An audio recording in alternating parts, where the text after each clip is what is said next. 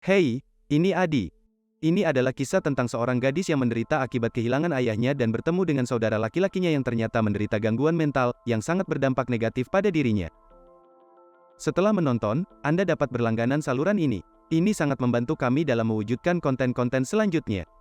Seorang gadis muda bernama India Stoker menikmati bermain di halaman belakang rumahnya, berpartisipasi dalam kegiatan luar ruangan seperti memanjat pohon. Pada ulang tahunnya yang ke-18, dia menemukan sebuah hadiah di ranting pohon sebuah kue untuk merayakan momen tersebut. Namun, kebahagiaannya singkat karena dia mengetahui bahwa ayahnya, Richard, telah meninggal dunia. Selama pemakaman, ibu India, Evelyn, menjadi emosional, dan seorang pria misterius berdiri di kejauhan. Di dapur, para pengurus menggosip tentang kematian Richard sampai Nyonya McGarrick, kepala pengurus, masuk dan mereka kembali melanjutkan tugas mereka. Nyonya McGarrick memperhatikan bahwa sepatu India terlalu kecil dan menyebutkan hadiah ulang tahunnya, yang ternyata adalah sebuah kunci. India selalu percaya bahwa ayahnya memberinya sepatu baru setiap tahun, tanpa sadar bahwa sepatu itu berasal dari orang lain. Pada pemakaman, Evelyn memperkenalkan Charlie, saudara laki-laki Richard dan paman India, yang telah absen selama bertahun-tahun. India, yang pemalu, tidak dekat dengannya. Sendirian di kamarnya, dikelilingi oleh sepatu-sepatu yang sudah tidak muat, India merenung tentang kematian ayahnya dan misteri yang mengelilingi keluarganya. Evelyn memamerkan hewan-hewan yang dipajang dalam bentuk taksonomi yang pernah diburu oleh India kepada Charlie dan tamu-tamu lain, karena Richard bangga dengan keterampilan berburu India. India menjadi curiga terhadap Charlie dan menyaksikannya bertengkar dengan Nyonya McGarrick. Kemudian, saat Evelyn bertanya tentang keberadaan Nyonya McGarrick, India membantah melihatnya, meskipun sebelumnya dia melihatnya.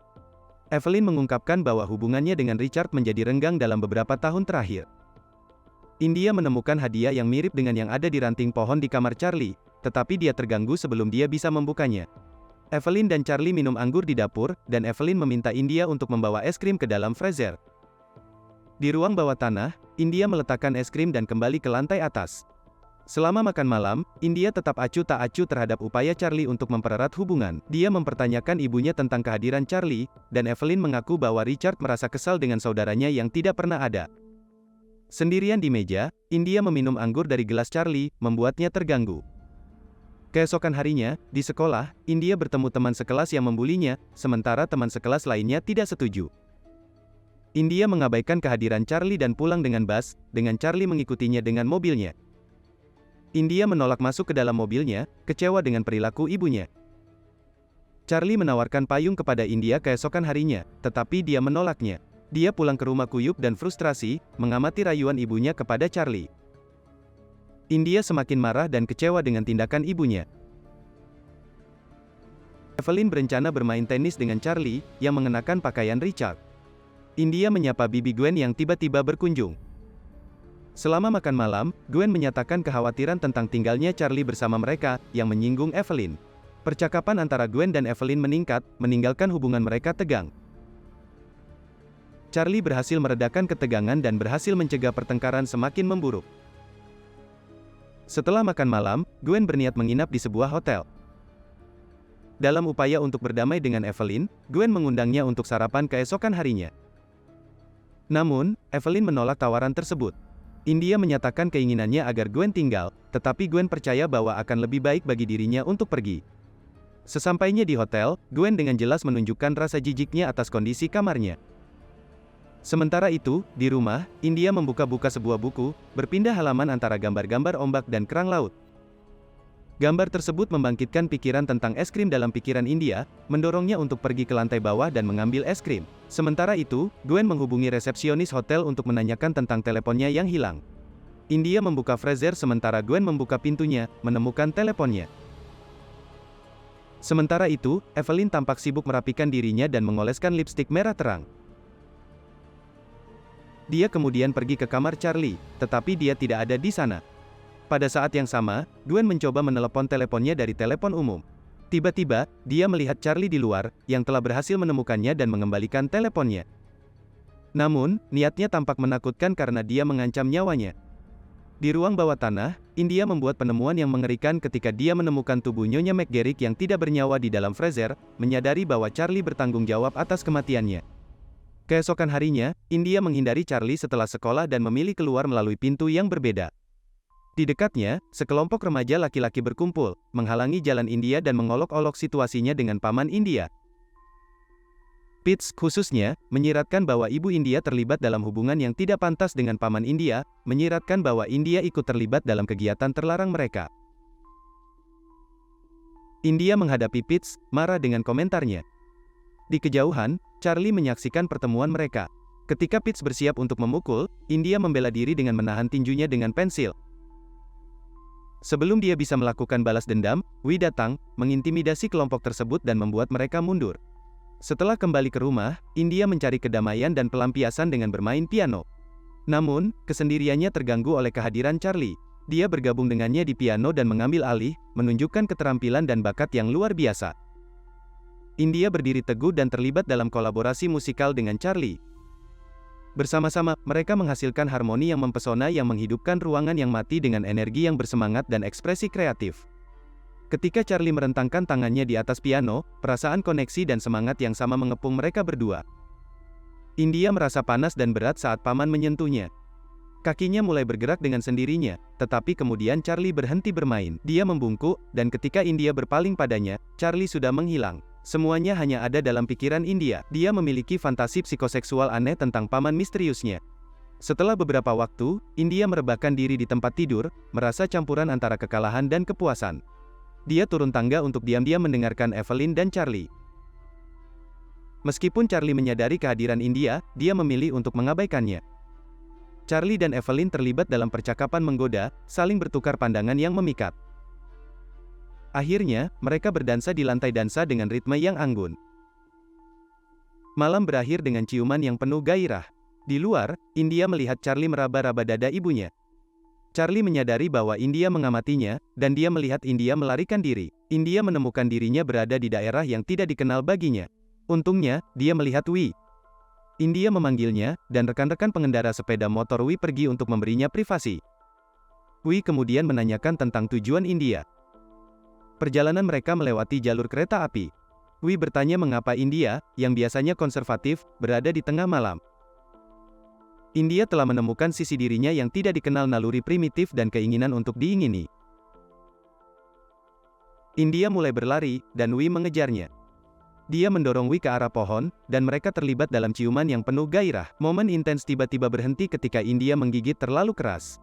Pemandangan darah semakin memantik keinginan Wee, dan dia secara paksa maju. India mencoba untuk menolaknya tetapi gagal.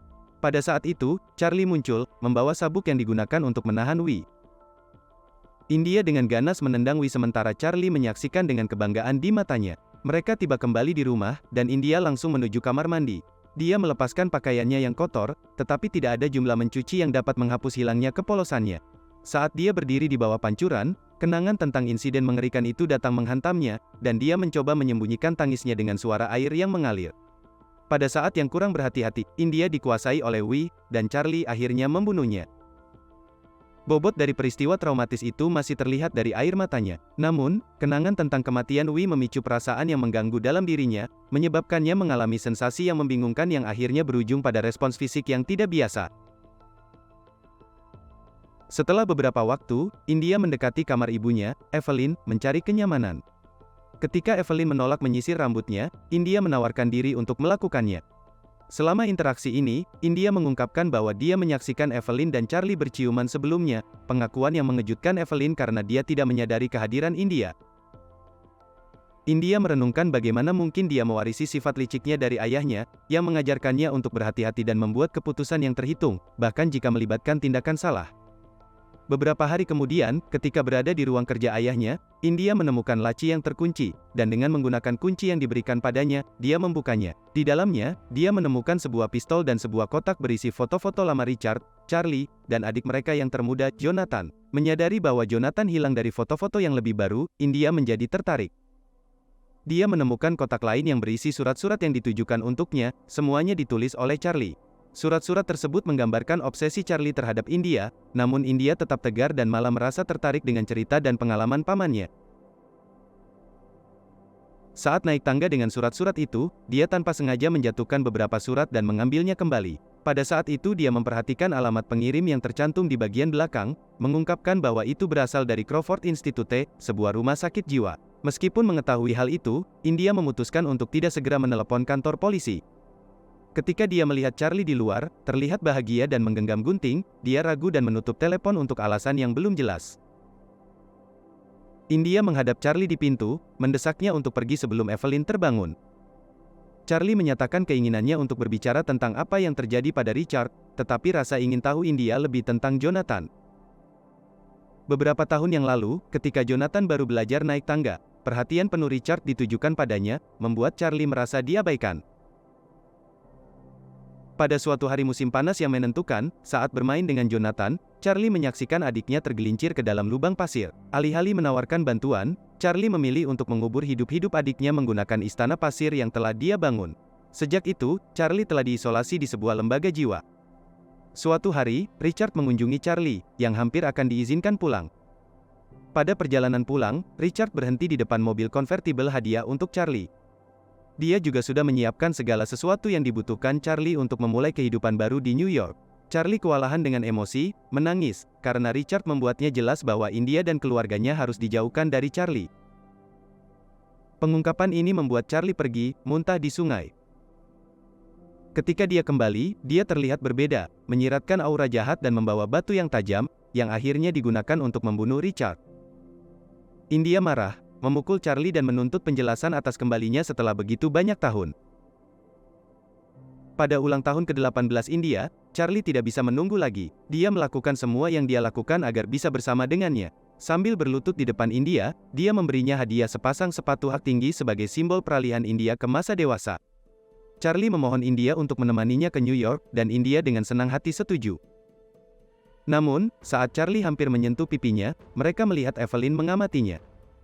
Pandangan Evelyn jatuh pada sepatu baru India, dan dia meminta maaf sebelum meninggalkan ruangan. Senja tiba, dan Evelyn bertanya-tanya mengapa pasangan memiliki anak, percaya bahwa keturunan berfungsi sebagai sarana untuk menyegarkan hubungan kanvas kosong di mana impian dapat digambar.